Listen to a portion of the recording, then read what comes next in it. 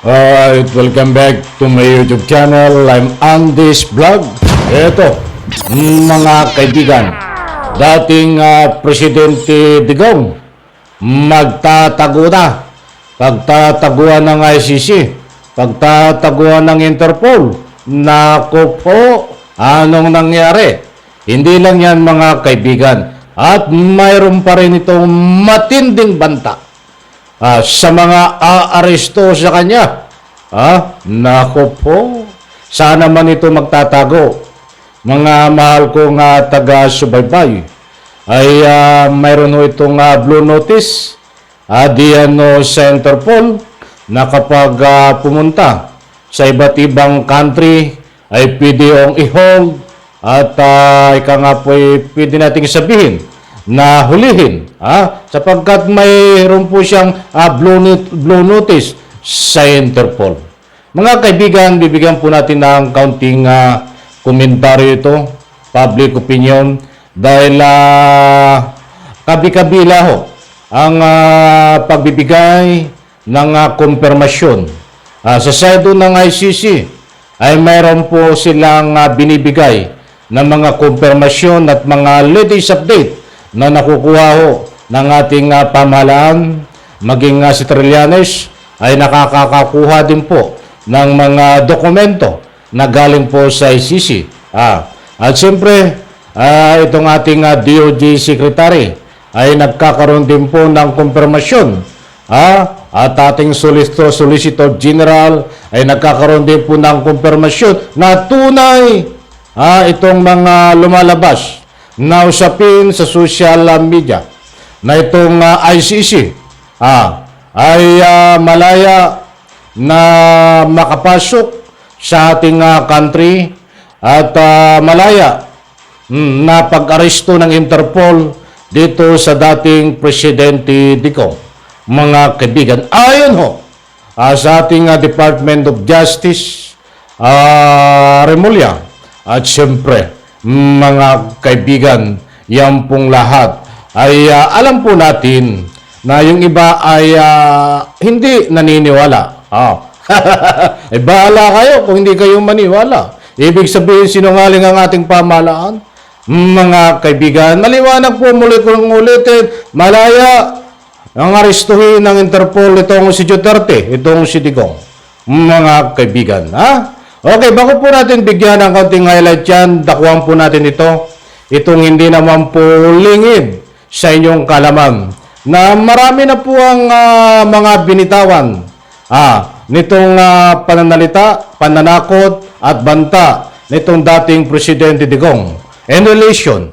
Bagamat po itong ating tatalakayin ngayon, itong mga banta at kung ano ang dapat gawin ni Duterte kapag arestuhan ng ICC, ito pong mga ito ay mga nakaraan. Mga nakaraan ng kasagsagan ho na mainit na pinag-uusapan din na lalabas ang warrant of arrest. Subalit tinatakot nila ang kanilang sarili. Hindi pa panahon yun, mga ilang buwan.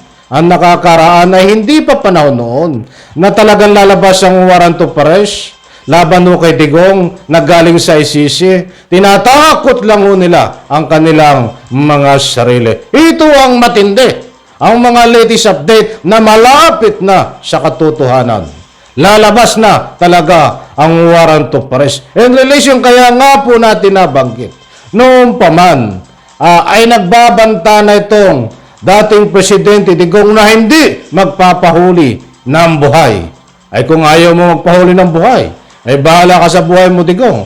Ay kung ayaw mong magpahuli ng buhay, muli kong inuulit, ay dadalawa lang ang pamimilihan yan, ay pantayan pa.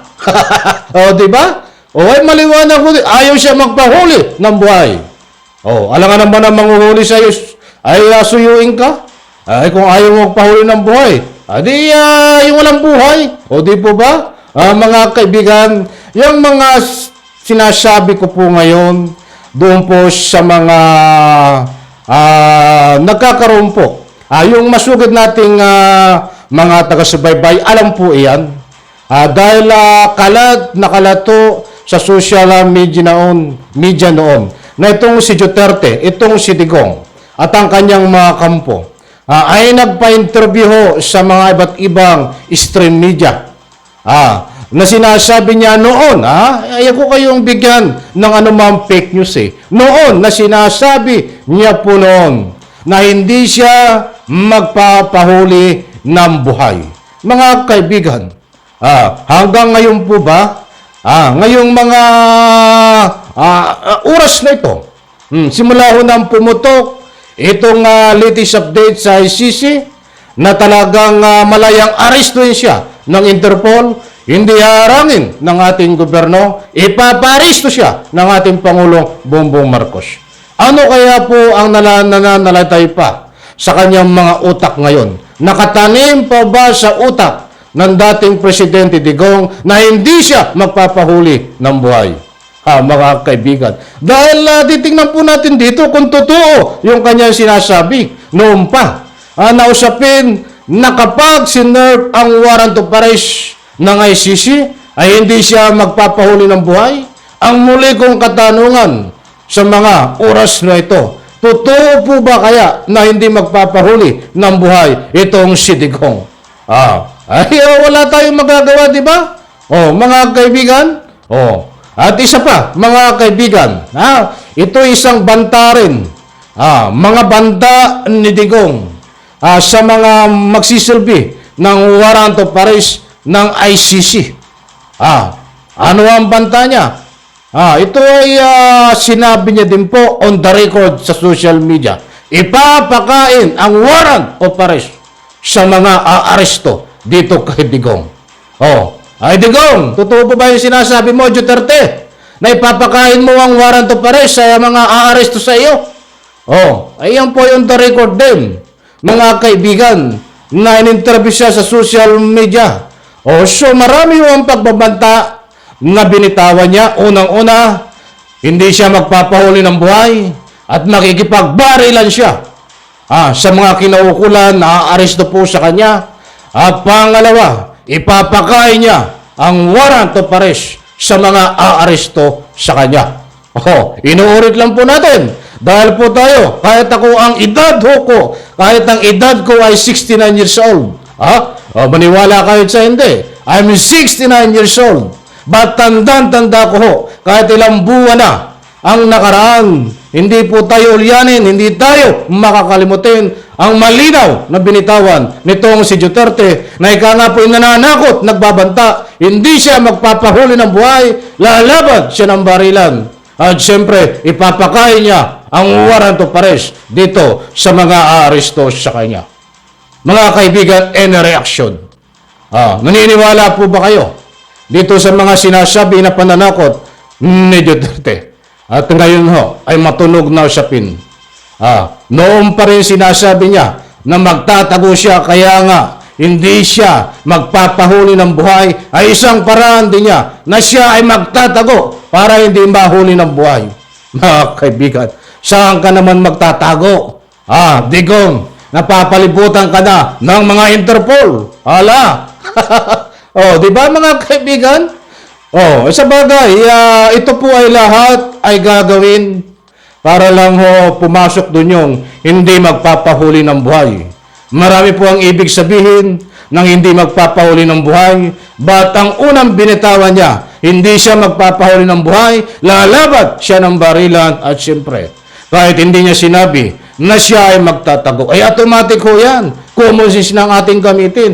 Gagawa at gagawa ho ito ng paraan, magtatago sa Republika ng Pilipinas para pagtaguan at pagbayaran itong mga nagawa niya di umano na kasalanan na libon-libon tao na biktima niya na kinitilang buhay sa pamamagitan ng tukhang na peke, mga kaibigan.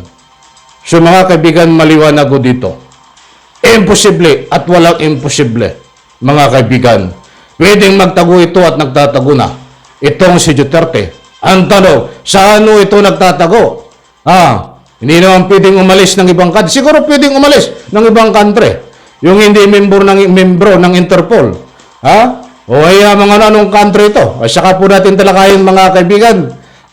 At alam po natin, ay ito ay gagawa ng paraan upang makalusot at linlangin ang mga nanguhuli dahil wala na po itong maasahan. Desperado na, takot na. Dahil wala na itong maasahan sa ating pamahalaan na ika nga po isalba siya.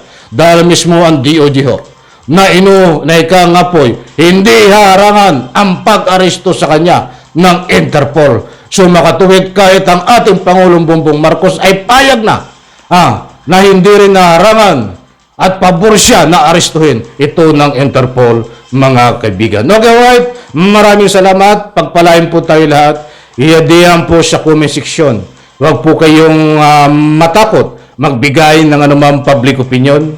Isang like ko sa video na ito sa lahat ng hindi pa po nakasubscribe sa aking maliit pa na YouTube channel. Please subscribe. Maraming salamat po. Bye-bye. Palakpakan.